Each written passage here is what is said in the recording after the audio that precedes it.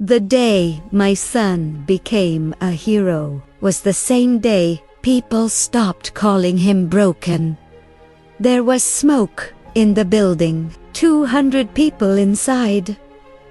Music playing, children laughing. No one noticed, except him. But to understand why he was the only one who saw it coming, you need to know who he was before that day. Donia was a quiet baby. Too quiet. He didn't reach for me the way other babies did. He didn't respond to his name at family gatherings. While cousins played loudly, he sat in a corner, spinning the wheels of a toy car over and over. People said, "He's just shy. Boys develop later. You're worrying too much." But deep down, I knew something was different. At 18 months, he stopped trying to speak. The few sounds he had disappeared. I would kneel in front of him and say, "Daniel, say mama." He would look past me, as if the world I lived in was not the same world he saw. That silence broke me, not because he didn't speak, but because I didn't know how to reach him. The doctor's office smelled like disinfectant. Clipboards, questions, observations. After hours of assessment, the specialist said, "Your son meets the criteria for autism spectrum disorder." Spectrum, such a wide word, such a narrow moment. I nodded. I asked about therapy, about progress, about the future. But what I wanted to ask was, will he be okay in this world? Autism is not a tragedy, but the expectations you once had change. I had to grieve the picture I created in my head, not because Daniel was less, but because I didn't know how society would treat him. Grief mixed with fierce love and fear. So much fear. Therapy appointments, insurance calls, sleepless nights.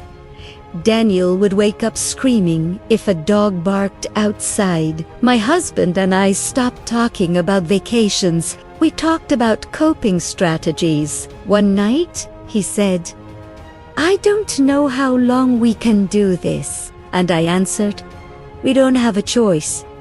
But inside, I was exhausted too.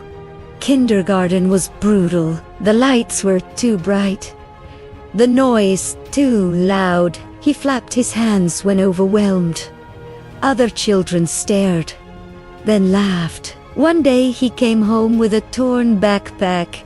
He didn't explain. He never explained. The teacher said, "Hidosante participate," as if participation was the only measure of worth. Daniel became obsessed with fire alarms, smoke detectors, emergency exit signs. He memorized evacuation maps.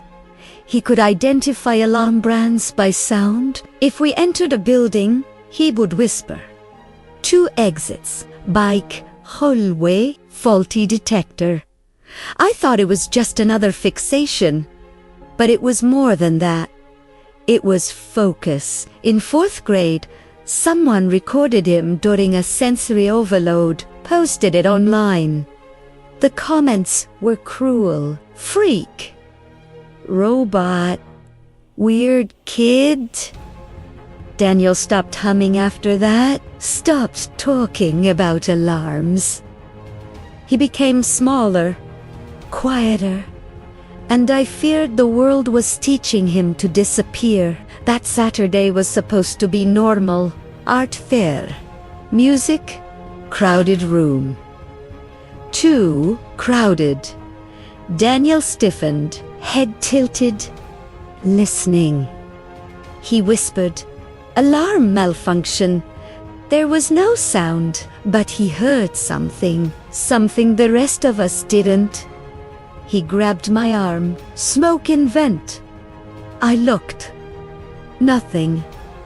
Then, faint gray mist near the ceiling, electrical panel overheating in a storage room. The alarm system failed. Daniel didn't. He ran to the manual alarm, pulled it. Panic filled the room, but evacuation began. The fire department later said, if it had gone unnoticed for 5 more minutes, the ventilation would have spread it fast. 200 people. 1 building. 1 overlooked warning. But Daniel noticed because his brain processes patterns differently. Because he hears what others ignore. Because what they called abnormal was actually precise. Parents thanked him. Teach us, cried. Even the boy who bullied him said, I'm sorry. Daniel didn't fully understand heroism. He just said, I heard it. Simple, clear, accurate. The world finally adjusted to him. Instead of demanding he adjust to it. Today, Daniel wants to design safer buildings. He still avoids loud rooms, still prefers patterns over small talk, still needs quiet to recharge. But he was never broken. He was different. And different saved lives. If you are raising a child on the spectrum, and the world keeps underestimating them, remember these the same traits they criticized may one day become their greatest strength. Different is not defective. Different is powerful.